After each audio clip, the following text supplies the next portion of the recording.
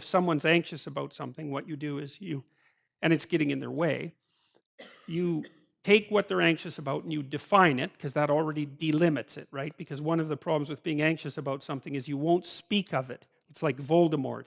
And then if you don't speak of it, it's way bigger than it should be. As soon as you start talking about it, you cut it down to size. And so, it's for a bunch of reasons. It's because you're not as afraid of as many things as you think, and you're braver than you know, and more capable. So as soon as you're brave enough to start talking about what you're afraid of, then you see that there's more to you than you thought, and that there's less to the problem than you thought. And then you can decompose it further into smaller problems, and then you can figure out how to approach those smaller problems.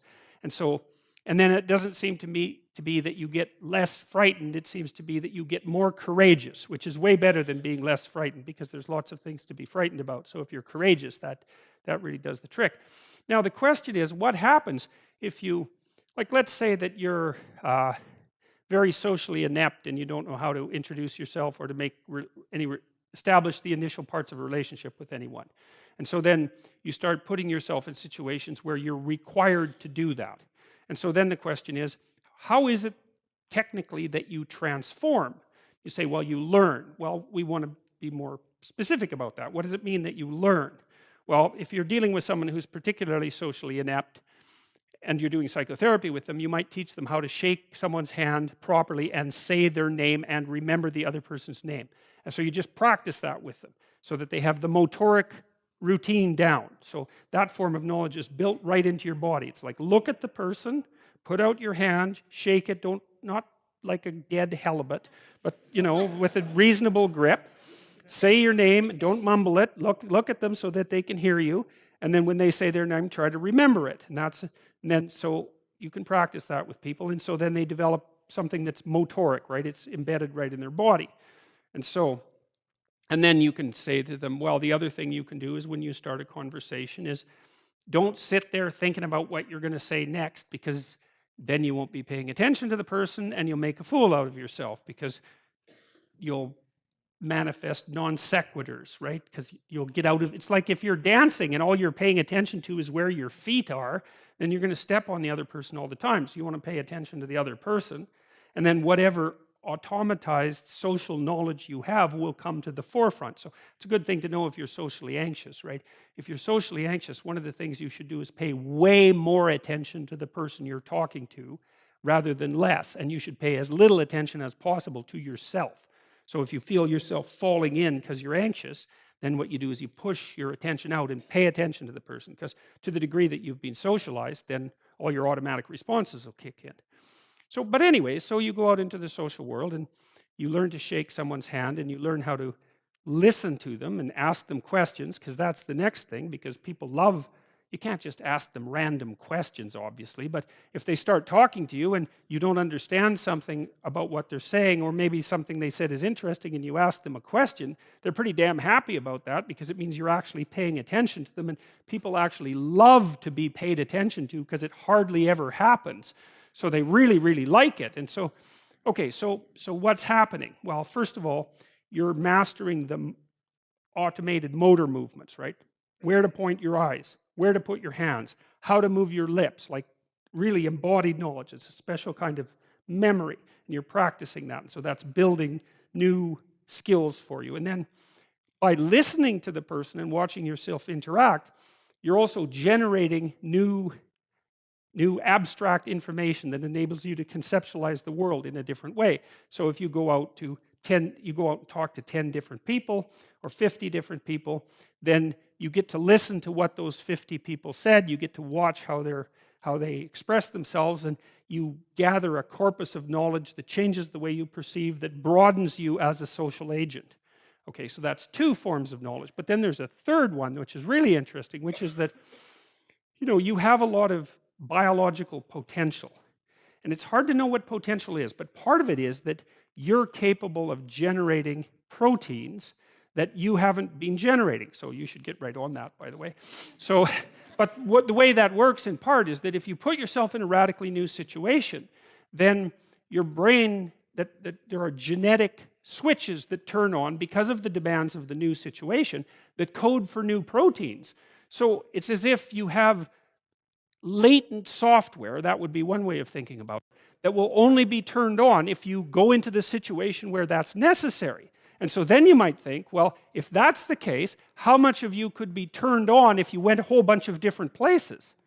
And that's a really, that's a profound question, because one of the deep answers to how you should get your life together is you should go a very large number of places and turn yourself on. And I want to walk through that a little bit, because there's a very rich symbolic world that expresses that. So now, the idea about having a coat of many colors would be that the person who is the appropriate leader, because remember, or the proper person, which would be the same thing.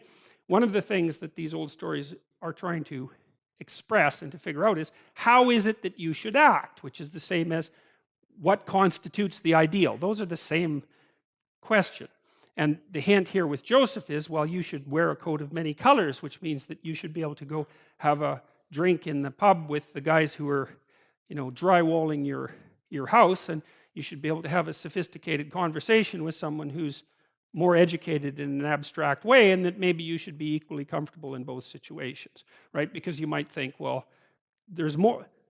One of the indications that there's more to you is that you can be put more places and function properly. And that would be a good thing to aim at, because here's the other issue, is that you know perfectly well that the fundamental tragedies of life and your exposure to malevolence in the course of that life, so those being the worst things, there's not a lot you can do to alter that fundamentally, because they're conditions of existence. You're going to be subject to your vulnerability, and you're going to be subject to malevolence. That's that. And you can't hide from it, because it actually makes it worse. So you're stuck with it. So then the question is, well, what are your options? And one option is to curse the structure of being for being malevolent and tragic, and fair enough. Another is to make yourself so damn differentiated and dynamic and able that you're more than a match for that. Now, that's not an easy thing, but it doesn't matter, because, like, what's the alternative? There's no good alternative, and that's also worth knowing. So, you see these ideas expressed in the strangest places, and so we've talked a little bit, I think, in this series about Pinocchio, but if we haven't, it doesn't matter. You see, there's Jiminy Cricket at the opening of the Pinocchio movie, pointing to a star, which is roughly the nativity star for all intents and purposes, and it's a symbolic indicator of something diamond-like and pure, right? Glimmering in the darkness, that's transcendent and above the horizon, upon which to fix your eyes. And so and the thing is, you need that technically, and the reason you need that is because we know enough about psychology now to know that almost all of the positive emotion that you're going to experience in your life, and positive emotion is analgesic, by the way, right? It actually quells pain. So it's not just positive, it also gets rid of negative, which is a big plus. Almost all the positive emotion that you're going to feel in relationship to a goal, because you feel positive emotion as you approach a goal. And so if you want to feel positive emotion, then you need a goal. And then you might think, well, if you want to maximize that positive emotion, which is enthusiasm and also what pulls you out into the world as well as feeling good, then you need the best possible goal. Well, because that's going to engage the largest segments of your being. Like, if your goal's too narrow, then a bunch of you isn't going to be on board for it, If the goal is well developed and multifaceted, then all of you can partake in that. Even your negative elements, even your anger and your fear can get on board with that, let's say. So you need a goal, man, that's worthy. You got to think, you need a goal that justifies the tragedy and malevolence of life. That seems to be the bottom line. Now, maybe you think, well, there's no goal that can do that. It's like, well, there are still better and worse goals. So, and I'm not convinced that there are no goals that can do that. I think that's an open question. You'd never know that until you pursued the proper goal long enough to find out who you would be as a consequence of pursuing it. So that's also your destiny or your existential voyage, right? It's also not something that anyone else can do for you. Someone can say, get your act together, for Christ's sake, and get at it. That'll make the world unfold best for you, but there's no way you can know that without doing it. So, and unless you think you've done a particularly stellar job of that, then you have no reason to doubt its potential validity.